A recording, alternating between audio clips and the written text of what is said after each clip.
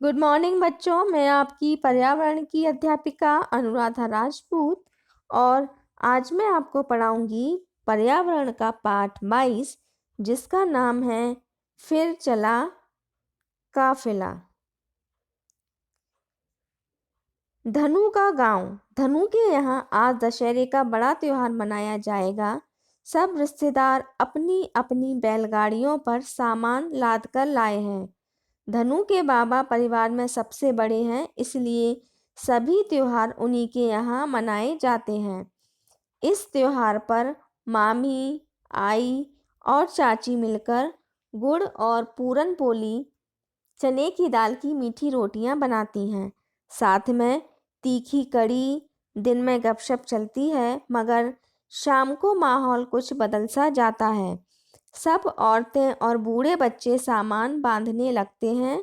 आदमी लोग मुकादम कर्ज वसूल करने वाले के साथ मीटिंग के लिए बैठते हैं। मीटिंग में मुकादम सभी के कर्जे के पैसों का हिसाब रखता है।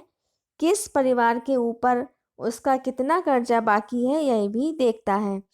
फिर शुरू होती हैं आगे की बातें। मुकादम सभी गांव वालों को अगले 6 महीनों में कौन से इलाके में जाना है यह भी बताता है। साथ ही देता है खर्चे के लिए कुछ पैसे।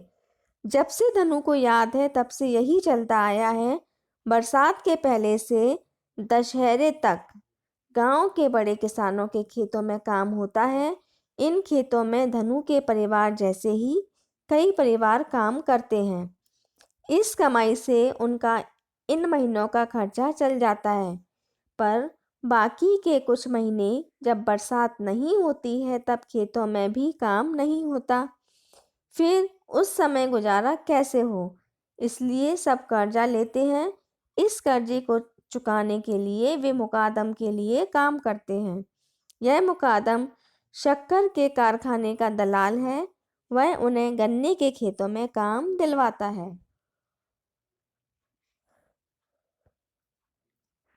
ये जो पाठ है ये धनु के गांव का है। धनु एक बच्चे का नाम है जिसके गांव में जो छोटे छोटे मजदूर या किसान हैं उनके पास खुद का कोई खेत नहीं है, इसलिए वो बड़े बड़े किसानों के खेतों में काम करते हैं। और जब फसल उगाने के बाद जब उनके पास कोई काम नहीं रहता है उस समय वो काम करने के लिए शहर एक शक्कर के कारखाने में जाते हैं और बाकी के 6 महीने वो वहीं पर काम करते हैं। जो मुकादम है वो शक्कर के कारखाने का दलाल है और वह इन गांव वालों को गन्ने के खेतों में काम दिलवाता है। धनु के गांव में जब बारिश नहीं होती तब खेती भी नहीं हो पाती थी। अब आगे कुछ महीने धनु, उसके आई, बापू, चाचा, उनके 2 बड़े बच्चे, मामा, मामी, उनकी 2 लड़कियां और गांव के 40-45 परिवार अपने घर से दूर रहेंगे। 6 महीने धनु और उसके जैसे कई बच्चे स्कूल नहीं जा पाएंगे। धनु के घर में उसकी बूढ़ी दादी, एक चाची जो देख नहीं सकती और 2 महीने की चचेरी बहन ही रह जाएंगे। इस तरह गांव के अन्य कई परिवारों में भी बूढ़े और बीमार लोग रह जाते हैं। धनु को अपनी दादी की बहुत याद आती है। वे उसे बहुत प्यार जो करती हैं। धनु हमेशा सोचता है कि उसके पीछे से दादी की देखभाल कौन करेगा, पर धनु क्या करे। अब जब गांव वालों के पास कोई काम नहीं है तो वो लोग शहर जाने लगते हैं और गांव में जो बूढ़े बुजुर्ग और बीमार लोग हैं उनको छोड़ दिया जाता है ताकि वो लोग गांव में ही रहें और शहर में परेशान ना हो। धनु जैसे जो और भी छोटे छोटे बच्चे हैं वो भी अपने माँ बाप के साथ शहर की ओर जाते हैं, तो इसलिए जो 6 महीने होते हैं वो गांव के स्कूल में पढ़ नहीं पाते हैं। दशहरे के बाद गांव का यह काफिला अब गन्ने के खेतों और शक्कर के कारखानों के पास झोपड़ियां बनाकर रहेगा।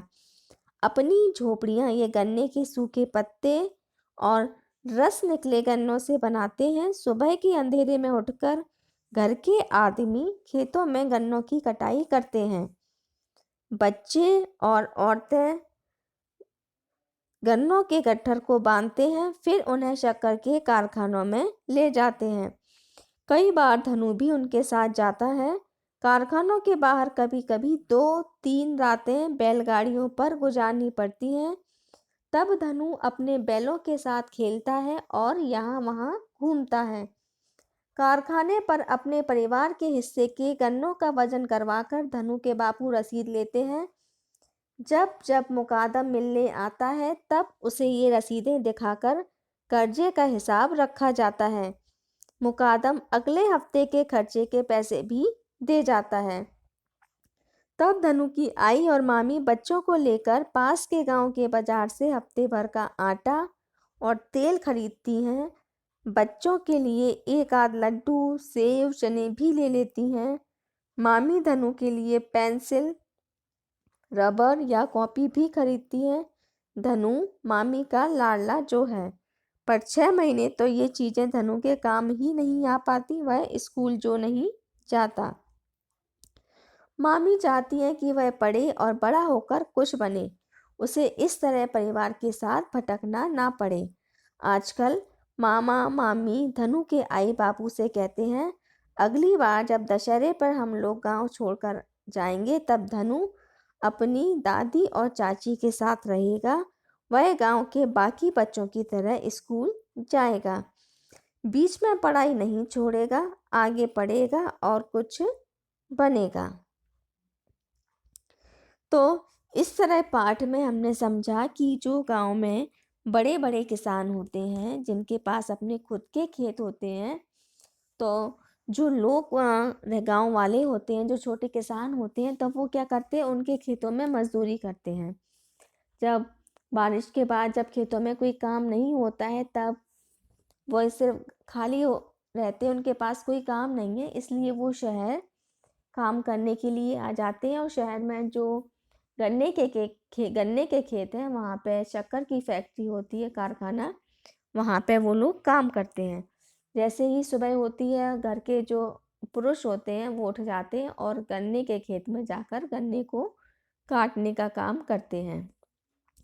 जो घर की महिलाएं होती हैं वो और जो छोटे छोटे बच्चे होते हैं वो उनके गट्ठर बांधने का काम करते हैं और फिर इन गन्नों के गट्ठर को बैलगाड़ी की सहायता से कारखानों तक ले जाया जाता है और वहाँ बेचा जाता है।